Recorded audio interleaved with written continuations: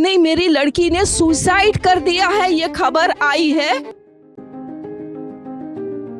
हाथ जोड़ती रही माँ बाप, हाथ जोड़ते रहे, हमें एक बार दिखाओ, हमारी बच्ची का मुंह एक बार दिखाओ।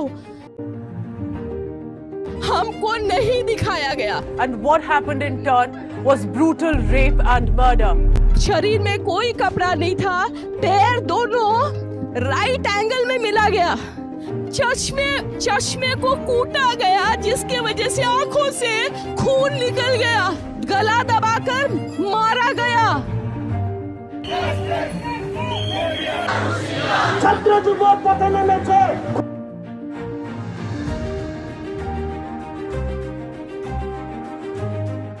కోల్కతాలో జరిగిన ఇన్సిడెంట్ గురించి మీకు తెలిసిందే. ఇప్పుడు దేశం మొత్తం ఈ ఇష్యూపై మాట్లాడుతున్నారు. బట్ అయితే ఈ వీడియోలో మొత్తం అసలు స్టార్టింగ్ నుంచి ఎండింగ్ వరకు ఇప్పటిదాకా ఏం జరిగింది అనేది ఈ వీడియో నేను క్లారిటీ ఇస్తాను. ఇప్పటికే వీడియో లేట్ అయింది, బట్ ప్రతి పాయింట్ అయితే కవర్ చేస్తా. అండ్ ఈ వీడియో మొత్తం చూశాక నాకు మీ నుంచి ఒకటే ప్రామిస్ కావాలి, ఈ ఇష్యూపై మీరు కూడా వాయిస్ రేజ్ చేస్తారని. ఎందుకంటే మనం వాయిస్ రేజ్ చేయడం వల్ల అట్లీస్ట్ 0.01% హెల్ప్ అయినా పర్లేదు. So please raise your voice about this issue. నేను ఫస్ట్ థింగ్ ఒకటి చెప్పాలనుకుంటే ఏంటంటే, ఇప్పుడు దేశంలో ఎలా అవుతుందంటే, ఇలాంటి ఇన్సిడెంట్ జరుగుతున్నాయి, ప్రొటెస్ట్ చేస్తారు, మళ్ళీ మర్చిపోతున్నారు, మళ్ళీ జరుగుతాయి, మళ్ళీ ప్రొటెస్ట్ చేస్తారు, మళ్ళీ ఒక 1 వీక్ తర్వాత మళ్ళీ మర్చిపోతున్నారు. అంతే అప్పట్లో జరిగిన నిర్భయ కేసు కావచ్చు, అండ్ హైదరాబాద్లో జరిగిన దిశ కేసు కావచ్చు, ఇప్పుడు ఈ కోల్కతా ఇన్సిడెంట్ ఎన్ని చూస్తున్నాం. ఈ కోల్కతా ఇన్సిడెంట్ ఫుల్గా ఎక్స్ప్లెయిన్ చేసే ముందు అసలు మెయిన్ పాయింట్స్ కొన్ని చెప్తా. అండ్ స్టార్టింగ్ ఎలా జరిగింది, ఏం కథ, ఇదెల్లా మాట్లాడే ముందు కొన్ని పాయింట్స్ చెప్తాయింది. ఇన్సిడెంట్ జరిగింది, అక్కడ పక్క ఒకరు కదని తెలిసింది, అండ్ కొన్ని రిపోర్ట్స్ వల్ల ఒకరు కదని తెలిసింది. అలాగే మెయిన్ థింగ్ ఏంటంటే, ఈ స్టేట్కి, కోల్కతా స్టేట్కి సీఎం అంటే ఆ స్టేట్ మొత్తం తన హ్యాండ్ ఓవర్లో ఉంది. అలాంటిది సీఎం మమతా బెనర్జీ గారు ఇప్పుడు న్యాయం చేయండి అని చెప్పేసి ప్రొటెస్ట్లో దిగారు. ఆమె ఆర్డర్ వేయాల్సింది పోయి ఈ ప్రొటెస్ట్కి దిగడం ఏంటనేది అయితే చాలా మందికి అర్థమైతే అవుతలేదు. అండ్ ఈ ఇన్సిడెంట్ జరిగాక ఆ కాలేజ్ ప్రిన్సిపల్ ఏమన్నాడంటే, ఎవరైనా సరే ఈ మాట విన్నాక కాలేజ్ ప్రిన్సిపల్ పైన కోపం రాక తప్పదు. ఎందుకంటే కాలేజ్ ప్రిన్సిపల్ ఏమన్నా అంటే, ఆ టైంలో ఆ సెమినార్ హాల్లో ఆ అమ్మాయికి ఏం పని, ఎవరైనా సరే ఈ ప్రశ్న అడుగుతాడా? బట్ ఆ ప్రిన్సిపల్ అడిగాడంట. సో ఆ రోజు నైట్ ఏం జరిగింది అండ్ ఇంత దారుణంగా ఎవరు చేశారు, ఎందుకు చేశారు, ఇష్యూలోకి ఎంటర్ అయితే ఇక్కడ ఒక అమ్మాయి ట్రైనింగ్ డాక్టర్గా ఈ ఆర్జికర్ మెడికల్ కాలేజ్ అండ్ హాస్పిటల్లో వర్క్ చేస్తూ ఉంది. అంటే ఆమె ఇప్పుడు సెకండ్ ఇయర్ పోస్ట్ గ్రాడ్యుయేషన్ చదువుతుంది. అయితే అమ్మాయి ఆ రోజు నైట్ షిఫ్ట్ అయితే చేసింది అనమాట. సో 9 hours షిఫ్ట్ అయితే ఆమె చేసింది. ఈ ఇన్సిడెంట్ 8th August జరిగింది. 8th August ఆమె నైట్ 9 hours షిఫ్ట్ అయితే చేసింది. August 8 నుంచి ఆమె 9 hours డ్యూటీ చేయాలి కాబట్టి August 9th నైట్ 2 o'clock వరకు ఆమె నైట్ షిఫ్ట్ డ్యూటీ అయితే చేసింది. చేసిన తర్వాత ఆమె జూనియర్స్తో కలిసి డిన్నర్ అయితే చేసింది. చేసిన తర్వాత రెస్ట్ తీసుకున్నాం, ఎందుకంటే అప్పటికే ఆమె 36 hours వర్క్ చేసింది అనమాట. సో బాగా టైర్డ్ అయి ఉంది. సో ఆ డాక్టర్ ఎక్కడైనా రెస్ట్ తీసుకుని చెప్పేసి వెళ్ళిపోయింది. కాకపోతే ఆ కాలేజ్లో అండ్ ఏ గవర్నమెంట్ హాస్పిటల్ అయినా సరే ఇక్కడ ట్రైనింగ్ డాక్టర్లకు అయితే సపరేట్ రూమ్ అయితే ఇవ్వరంట. సో అందుకు ఆమె సెమినార్ హాల్లో రెస్ట్ తీసుకుని చెప్పేసి నైట్ 2 o'clock అయితే వెళ్ళిందనమాట. August 9th మార్నింగ్ రోజు హాస్పిటల్ అసిస్టెంట్ సూపరింటెండెంట్ నుంచి ఆ అమ్మాయి వాళ్ళ ఫ్యామిలీ వాళ్ళకి కాల్ అయితే వెళ్ళింది. ఇలా మీ అమ్మాయి సూసైడ్ చేసుకున్నది అని చెప్పేసి కాల్ వెళ్ళింది. సో అది తెలుసుకున్న ఆ పేరెంట్స్ వచ్చేసారనమాట చూద్దామని చెప్పేసి. సో ఆ పేరెంట్స్ వచ్చాక కూడా అట్లీస్ట్ వాళ్ళని చూడడానికి అలో చేయలేదంట. ఎంత రిక్వెస్ట్ చేసినా కూడా అలో చేయలేదు. దాదాపు 3 hours తర్వాత వాళ్ళ ఫ్యామిలీని చూడడానికి అలో చేశారు. అందులో ఒక ఫ్యామిలీ మెంబర్ చెప్పిన దాని ప్రకారం ఎలా అక్కడ లోపల సిచ్యువేషన్ ఎలా ఉందంటే, ఒక హాఫ్ నేకెడ్గా అమ్మాయి పడి ఉందన్నమాట, మొత్తం బ్లడ్ అయి ఉందంట. ఆమె కార్టేజ్ ఉంటుంది కదా, ఇక్కడ నెక్ కార్టేజ్ మొత్తం క్రష్ అయి ఉంది. అలాగే ఆమె స్పెట్స్ యొక్క అద్దాలు విరిగిపోయి ఆమె కళ్ళలో పుచ్చుకొని ఆ కళ్ళలో నుంచి కూడా రక్తం వస్తుంది, అండ్ ఆమె నోట్లో నుంచి రక్తం వస్తుంది. ఆమె బాడీపై మొత్తం బౌన్స్ అంటే మొత్తం దెబ్బలు తాకుంది అనమాట. అంతగా అంటే అండ్ ఆమె లెగ్స్ కూడా 90 degrees బెండ్ చేశారు, అంటే విరగొట్టేశారు అనమాట. ఆ ఫ్యామిలీ వాళ్ళు చెప్తున్నది వింటుంటేనే చాలా ఘోరం అనిపిస్తుంది అనమాట. అంత క్రూరంగా అయితే అక్కడ వెళ్ళిన వాళ్ళు అయితే అమ్మాయి పైన అత్యాచారం చేసి చంపేశారు. అయితే దీనిపైన చాలా డౌట్స్ వస్తున్నాయి. ఎందుకంటే అసలు పోలీస్ వాళ్ళు ఆ ఫ్యామిలీకి ఎందుకు సూసైడ్ అని చెప్పారు. అండ్ సెకండ్ థింగ్, ఎక్కడైనా సరే ఇలాంటి ఇన్సిడెంట్ జరుగుతున్నాయి, ఇలాంటిదనే కాదు, నార్మల్ ఏం జరిగినా సరే, చిన్న ఇన్సిడెంట్ జరిగినా సరే పక్క అలాంటి ప్లేస్కి ఎవరిని వెళ్ళనివ్వరు. అండ్ అది బాగా బందోబస్తు ఉంటుందన్నమాట, ఎవరిని వెళ్ళనివ్వరు. అలాంటిది అది జరిగిన చోటు పక్కనే రెనోవేషన్ స్టార్ట్ చేస్తున్నారు.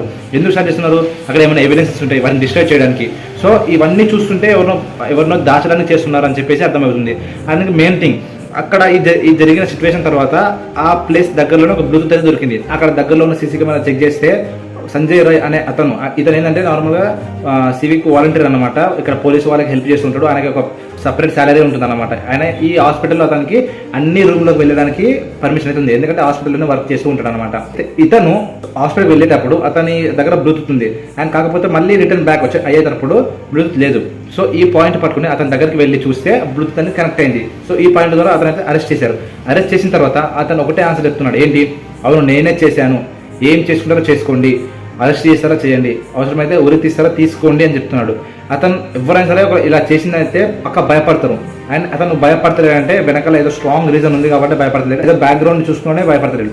సో పోస్ట్ మార్టం జరిగిన తర్వాత ఆ పోస్ట్ మార్టం రిపోర్ట్ చూస్తే షాకింగ్ ఫ్యాక్ట్స్ అయితే చెప్పారు వాళ్ళు. ఏంటంటే ఆమె బాడీలో 150 గ్రాముల స్పెమ్స్ అయితే ఉందన్నమాట. ఒక్క మీద కనుక చేసి ఉంటే నార్మల్గా 15 గ్రామ్స్ అయితే ఉంటుందంట. అలాంటిది 150 గ్రామ్స్ ఉందంటే పక్క ఒక్కరు కాదు, ఇంతకంటే ఎక్కువ మంది చేశారని చెప్పేసి అంటున్నారు. మరి అది 10 మెంబర్సా లేకపోతే ఇంకా ఎక్కువ అని కూడా తెలియట్లేదు. సో పక్క ఈ నిందితులు తప్పించుకుంటున్నారు అని చెప్పేసి పేరెంట్స్ అయితే డైరెక్ట్ ఆ సీఎం మమతా బెనర్జీ గారిని అయితే కలిశారు. అయితే ఆ సీఎంఏ ఇప్పుడు ఆ స్టేట్కి, కోల్కతా స్టేట్కి హోమ్ మినిస్టర్ అండ్ ఆమెనే హెల్త్ మినిస్టర్. ఇన్ని పవర్స్ ఉన్న ఆమె ఇప్పుడు ప్రొటెస్ట్కి దిగింది, న్యాయం చేయండి అని. ఆర్డర్స్ వేయాల్సిన సీఎం గారే ఇప్పుడు ప్రొటెస్ట్లో దిగారు. అసలు నాకు అర్థమైతలే ఈ పాయింట్ ఏందనేది. ఆ హాస్పిటల్, ఆర్జికర్ హాస్పిటల్ దగ్గర ఎవరైతే డాక్టర్స్ ప్రొటెస్ట్ చేస్తున్నారో, ఇక్కడ మెయిన్ పాయింట్ వినండి, ప్రొటెస్ట్ చేస్తున్నారో వాళ్ళ పైకి దాదాపు 7,000 మంది అయితే దుండగులు దాడి చేశారనమాట. అప్పుడు వాళ్ళు కూడా డాక్టర్ లాగానే వచ్చి ప్రొటెస్ట్లో జాయిన్ అయ్యి అసలైన డాక్టర్స్ పైన అటాక్ అయితే చేశారు. అండ్ మెయిన్గా ఎవిడెన్స్ని నాశనం చేయడానికి హాస్పిటల్ అయితే మొత్తం ధ్వంసం చేయడానికి రెడీ అయ్యారు. నార్మల్గా అన్ని డోర్స్ విడగొట్టేశారు. అక్కడ ఈ ఇన్సిడెంట్ జరిగిన ప్లేస్ దగ్గర అక్కడ సింక్ ఉంది అనమాట. ఎవరైతే ఈ వర్స్ట్ ఫెలోస్ చేసి అక్కడ వాష్ చేస్తున్నారో అక్కడ సింక్ని కూల్చివేశారు అనమాట. ఇప్పుడు డాక్టర్స్ ఉంటున్న రూమ్స్ని విరగొట్టేశారు, నర్సెస్ ఉంటున్న రూమ్స్ని విరగొట్టేశారు, మొత్తం అక్కడ అల్లా కవరం అయితే చేశారు, ఎందుకంటే ఎవిడెన్స్ని లేకుండా చేయడానికి. అండ్ 7,000 మంది వచ్చారంటే ఏదో పెద్ద బ్యాక్గ్రౌండే ఉంది, ఎవరో పెద్దవాళ్ళే ఈ ఇన్సిడెంట్లో దాక్కుని ఉన్నారు అని చెప్పేసి మనం గ్రహించవచ్చు.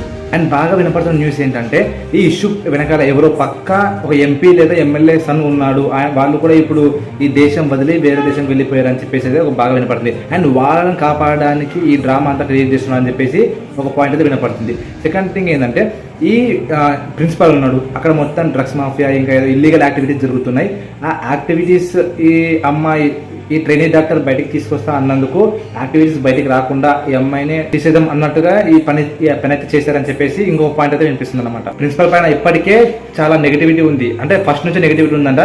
అయినా సరే అతన్ని సస్పెండ్ చేయకుండా అతన్ని వేరే కాలేజ్కి ట్రాన్స్ఫర్ చేశారంట. అండ్ అంతకుముందు అతను ఏదో ఇష్యూలో ఇరుక్కొని రిజైన్ కూడా చేశారంట. రిజైన్ చేసిన అతన్ని మళ్ళీ తీసుకొచ్చి ఎందుకు అపాయింట్ చేశారు? సో ఈ ఇల్లీగల్ యాక్టివిటీస్ అన్ని అమ్మాయి తెలిసిందనమాట. సో తెలిసి ట్రైనింగ్ డాక్టర్ ఏం చేసిందంటే ఇవన్నీ నేను బయటికి పెడతా అని చెప్పేసరికి వాళ్ళు ఎంతో టార్చర్ చేశారు, ఇంకా ఆమె కార్ని కూడా డిస్ట్రాయ్ చేశారు. అయినా కూడా ఆమె స్ట్రాంగ్గా నిలబడింది, నేను పక్క ఇవన్నీ బయటికి పెడతా అని చెప్పేసింది. సో దీంతో వాళ్ళకి ఏం చేయాలో తెలియక అమ్మాయిని పర్మనెంట్గా లేపేద్దామని చెప్పేసి ఒక ప్రీ ప్లాన్డ్ చేసి ఈ రేప్ ఇంకా మాట్లాడితే చేశారు. బట్ ఈ ఇన్సిడెంట్ అయితే మన దేశాన్ని మొత్తానికి సిగ్గుచేటని చెప్పుకోవచ్చు. ఇప్పుడు నేను చెప్పిన ప్రతి పాయింట్ కూడా ఓన్లీ అలిగేషన్స్ మాత్రమే, కాకపోతే అక్కడ జరిగిన సిచ్యువేషన్కి సింక్ అయి ఉన్నాయి. సో ఈ ఇన్సిడెంట్ అయితే ఆ స్టేట్ కోర్ట్ అయితే సిబిఐ వారికి ఇన్వెస్టిగేషన్ చేయమని చెప్పేసి అప్పగించారు. మరి ఇప్పుడు అసలు నిజాలు ఏంది, ఎవరు చేశారు, ఏం కదా అని చెప్పి సిబిఐ అయితే ఇన్వెస్టిగేషన్ చేసి ఎక్స్పోజ్ చేయాలి. సో ఈ వీడియో మొత్తం చూసారు అండ్ మొత్తం ఏం జరిగిందో మీకు అర్థమైంది అనుకుంటున్నా.